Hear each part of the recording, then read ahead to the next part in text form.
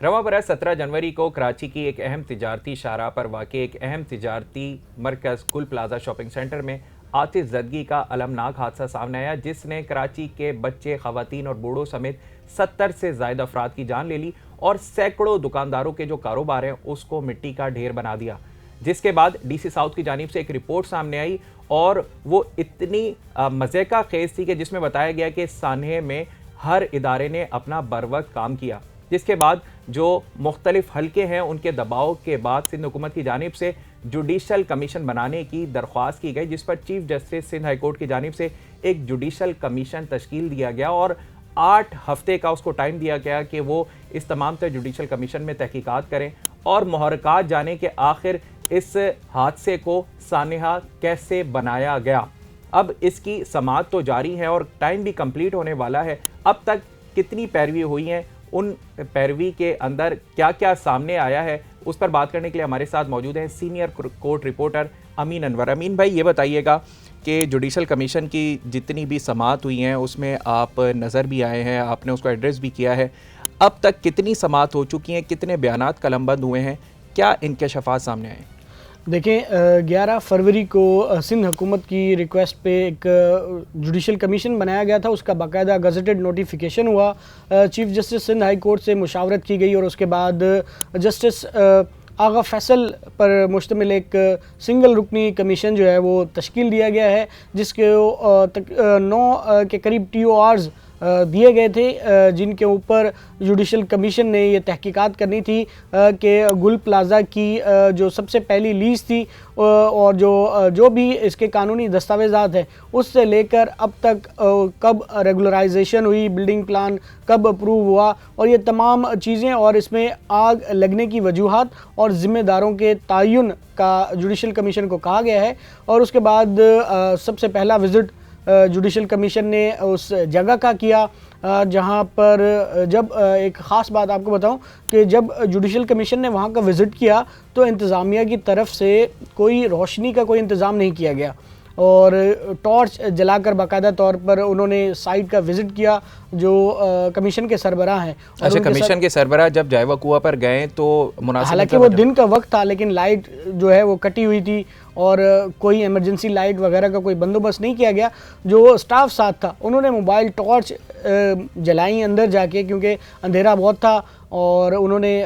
जो साइट थी वो विज़िट की। उसके तो बाकायदा तौर पर फ्रंट साइड से वो दाखिल हुए। उसके बाद बाकायदा तौर पर वो दुकान की भी निशानदेही की गई जहाँ से ये बताया जाता है कि इस दुकान से जो प्लास्टिक के डेकोरेशन का सामान जिस दुकान में फ़रोख्त होता था और वो एक बच्चे का बताया जा रहा है कि जो माचिस से खेल रहा था जिसकी वजह से ये आग लगी और फिर देखते ही देखते उसने गुल प्लाज़ा को अपनी लपेट में ले लिया। तो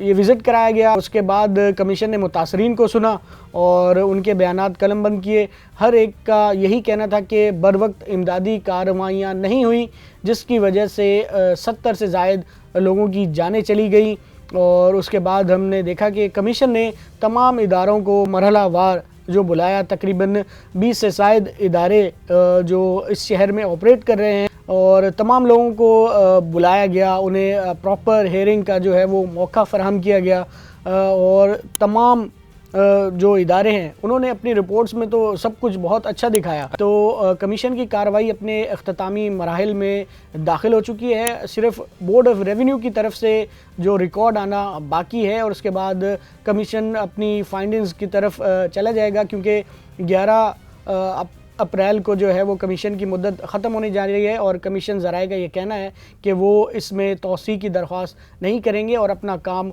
वक्त से पहले मुकम्मल करके रिपोर्ट जमा करा देंगे। अच्छा, जिस तरह आपने जिक्र किया कि मुतालिका इदारों के बयानात भी हो रहे हैं जिसमें जो अदालत के रूबरू पेश होकर वो बता रहे हैं कि सब अच्छा है, जैसे कि कमीशन बनने से पहले DC साउथ की रिपोर्ट ने बताया, मुतालिका इदारे बता रहे हैं, तो माजी के जुडिशल कमीशन में और इसमें क्या फ़र्क है? देखें, माजी के जुडिशल कमीशन में हमने देखा था कि कार्रवाइयों को ज़्यादातर खुफिया रखा जाता था, लेकिन इस कमीशन की ख़ास बात यह है कि इन्होंने तमाम चीज़ें जो हैं वो एक पब्लिक रखी हैं, पब्लिक हेयरिंग हुई हैं, जो डॉक्यूमेंटेशन हुई है वो भी बिल्कुल सामने रही है, जो स्टेटमेंट हुए हैं उस तक रसाई दी गई तमाम लोगों को। अच्छा, जिस तरह आपने जुडिशल कमीशन की बात की कि इस दफ़ा शफाफियत ज़्यादा है, हर कोई इसको सुन सकता है, और बाकायदा मैंने देखा है कि सहाफ़ी हजरात भी गए हैं मुख्तलिफ जो रेस्क्यू में जिन्होंने अपना हिस्सा डाला, आम शहरी क्यों ना हो, उसके भी बयानात लिए गए। उससे ये नज़र आता है कि मुतालिका इदारे जितना भी कह सकें कि सब अच्छा था, तो कहीं ना कहीं नेगेटिविटी जो है वो सामने आएगी। इसमें मुझे बताइएगा, अभी तक जो बयानात हुए हैं, अगर हम रेस्क्यू 1122 की बात करें, KMC की बात करें, फायर सेफ्टी, अगर चीफ फायर ऑफिसर की बात करें, और ख़ास तौर पर NGOs के प्राइवेट लोग जो काम कर रहे थे, क्या बयानात अगर कंक्लूड करें तो क्या क्या किसने दिए हैं? देखिए, फायर ब्रिगेड का तो यही कहना है कि जी उन्होंने बर वक्त रिस्पॉन्ड किया और विद इन 10 मिनट्स जो है वो जाए वकुआ पर पहुंचे और उन्हें फायर फाइटिंग शुरू कर दी। इसी तरह रेस्क्यू 1122 का ये कहना है कि उन्हें कुछ ताख़ीर से इत्तला मिली और जिसकी वजह से वो तकरीबन कोई 10:57 के करीब उनकी कोई पहली गाड़ी पहुंची और उनके पास उन्हें कहना था कि टोटल 7 गाड़ियाँ हैं रेस्क्यू 1122 के पास, जिसमें से 4 छोटी गाड़ियाँ और 3 बड़ी गाड़ियाँ हैं और जो कि दीगर इदारे हैं। इसी तरह उन सब का यही कहना है कि बर वक्त पहुँच गए थे, ट्रैफिक जाम नहीं था। ट्रैफिक पुलिस का ये कहना था कि उन्होंने तमाम अपना जो स्टाफ उस वक्त मौजूद था उन्हें अलर्ट कर दिया गया था, पानी की कोई कमी नहीं थी। तो जो बताया जा रहा है कमीशन को तो सब अच्छा है, यानी कि तमाम इदारों ने भरपूर जिम्मेदारी अदा की। लेकिन अमली तौर पर हमने देखा, आप भी गए होंगे वहाँ पे, कि किस तरह सिर्फ पानी का छिड़काव किया जा रहा था महज फायर फाइटिंग के नाम पे। अगर जैसा कि आपने एक इंटरव्यू भी किया था, दानिश जो कि शहरी जो कि एक प्राइवेट मुलाजमत करता है वहाँ से गुजर रहा था, उसने 6-7 लोगों को जो है वो निकाला। उसने भी यही कहा कि जो गाड़ी वहाँ पर पहुँची थी उनके पास सीढ़ी के अलावा और कुछ नहीं था, ना तो उनके पास कोई ग्लव्स थे, ना कोई फायर फाइटिंग के आलात थे। जिससे सब ने बोला, मुताल्लिक़ इदारों ने, हमारे पास ये भी आलात हैं, ये भी सब कुछ अच्छा है, तो सब ने अपना काम किया, तो ये सानिया क्यों हुआ? अब क्या आपको इस जुडिशल कमीशन में ये नज़र आ रहा है कि कोई एक कमांड की कमज़ोरी थी? क्या कोई अगर कमांड होती जुडिशल कमीशन में जितने बयानात हुए हैं उसके मुताबिक, तो इस सानिया को बचाया जा सकता है? बिल्कुल, कमीशन की अब तक जो कार्रवाई हुई है उसमें यही चीज़ें सामने आई हैं कि कोई एक इदारा भी अपनी जिम्मेदारी लेने को तैयार नहीं है। कोई कमांड एंड कंट्रोल नहीं था, इदारों के दरमियान कोई कोऑर्डिनेशन नहीं था। फायर ब्रिगेड अपना काम कर रहा था, वाटर बोर्ड अपना काम कर रहा था, इसके रेस्क्यू 1122 अपना काम कर रहा था। इसी तरह जो शहर के दूसरे रेस्क्यू इदारे हैं, ईदी छिपा वगैरह, वो अपना काम कर रहे थे, डेड बॉडीज़ वहाँ से निकाल रहे थे, हॉस्पिटल्स में शिफ्ट कर रहे थे। इसी तरह एसोसिएशन के सदर का ये कहना है कि उन्होंने अपने लोगों को कहा और बहुत सारे लोगों को उन्होंने बाहर निकलने में मदद भी की और वो खुद भी 2 दफ़ा गए, आग लगने के बाद लोगों को बाहर निकाला, लेकिन बाकायदा तौर पर वहाँ अनाउंसमेंट का कोई इंतज़ाम नहीं था। यही आप जो बात कर रहे हैं इसमें तो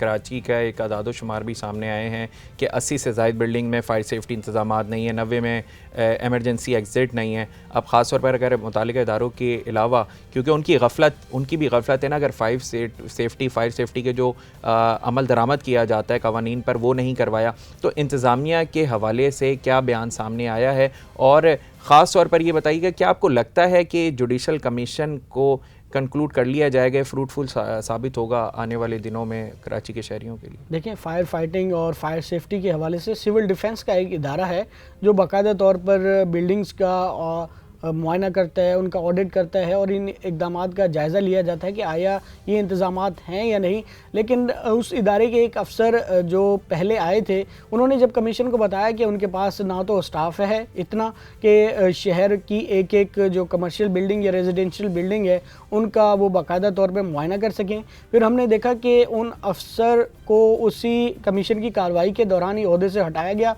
और उनकी जगह एक और अफसर आई और उन्होंने यही बताया कि जो रिकमेंडेशंस दी गई थी 2023-24 में, उस पर कुछ अमल हुआ, कुछ नहीं हुआ। और शहर में क्योंकि रेंडमली तो इन चीज़ों को देखा जाता है, लेकिन SBCA के भी जो कवानीन हैं उसमें भी यही है कि जब एक दफ़ा कंप्लीशन सर्टिफिकेट जारी कर दिया जाता है बिल्डिंग को, तो उसके बाद आपको पता है कि उनका कोई रोल नहीं रह जाता। तो कोई इदारा ऐसा है नहीं जो बाकायदा तौर पर फायर सेफ्टी और जैसे कि फ़ायर एग्ज़िट के हवाले से मामलात हैं उनको देखे। कवानीन सब मौजूद हैं लेकिन अमल दरामद ना होने के बराबर है। अच्छा, इसमें आखिर में मैं आपसे पूछना चाहूँगा, क्योंकि इसकी जो FIR है उसको ओपन रखा गया है, तो क्या हम आपके अल्फाज से इस बात को परसीव कर सकते हैं कि जो ओपन FIR है उसमें जो कल्प्रिट्स हैं वो नामज़द कर दिए जाएंगे चंद ही रोज़ में? यही उम्मीद की जा रही है कि इसीलिए ही इस एफआईआर को जो है वो मैं समझता हूँ कि नाम ओपन रखा गया है कि कमीशन जो है वो ज़िम्मेदारों का तयन करेगा। इसलिए ये कमीशन तश्कील दिया गया है। किन इदारों की गफलत थी, किसकी वजह से ये सब हुआ, जैसे कि हमने सानिया बल्दिया में देखा था कि बहुत सारे जो सरकारी इदारे थे उनको भी इसमें नॉमिनेट किया गया था। लेकिन बाद में जैसे जैसे वो उस केस में इतनी पेचीदगियाँ आती गई कि वो मामलात फिर आखिर में आते आते सिर्फ कोई 8-9 लोगों पर ही वो ट्रायल चलाया जा सका, जिसमें से 6 लोग बरी हो गए और उसके बाद सिर्फ 4 लोगों को ही, उसमें 5 लोगों को ही सज़ा हो सकी। तो इसीलिए इस में यही उम्मीद की जा रही है कि सिर्फ उन लोगों को ही इसमें नॉमिनेट किया जाएगा जिनके खिलाफ कोई एविडेंस होंगे। अब पुलिस की इन्वेस्टिगेशन उस एफआईआर में कहां तक पहुंची है, तो पुलिस ने इसको कंक्लूजन की तरफ तो लेके जाना है और कमीशन 11 अप्रैल से पहले अपनी कार्रवाई मुकम्मल करेगा। तो उम्मीद यही की जा रही है कि ज़िम्मेदारों का तयन होगा और होना भी चाहिए, क्योंकि इतना बड़ा सानिया हुआ है और इसलिए भी ज़रूरी है कि कल को कोई और इदारा की गफलत की वजह से लोगों की जानें और उनका कारोबार तबाह ना हो। चलें, बहुत शुक्रिया। हमारे साथ मौजूद थे सीनियर कोर्ट रिपोर्टर अमीन अरवर, जिन्होंने इस तमाम तर जुडिशल कमीशन की जो अब तक की समाअत है उसमें क्या पैरवी हुई, किन क्या क्या बयानात कलमबंद हुए, उसके हवाले से वाज़ेह किया और यकीनी तौर पर जो ज़िम्मेदार हैं उनका तयन होना बहुत ज़रूरी है ताकि जो मुस्तकबिल में इस तरह के वाक़यात से बचा जा सके। माजी के जुडिशल कमीशन की निस्बत इस जुडिशल कमीशन में शफाफियत को सरे फहरिस्त रखा गया है। मुख्तलिफ बयानात जो हुए हैं वो मीडिया के सामने भी हुए हैं और तयन किया जा रहा है कि जो भी इसमें मुलव्विस होगा इस जुडिशल कमीशन की जो तहकीकाती रिपोर्ट है उसके कंप्लीट होने के बाद उसको इसमें नामज़द किया जाएगा और उसके ख़िलाफ़ कानूनी कार्रवाई अमल में लाई जाएगी।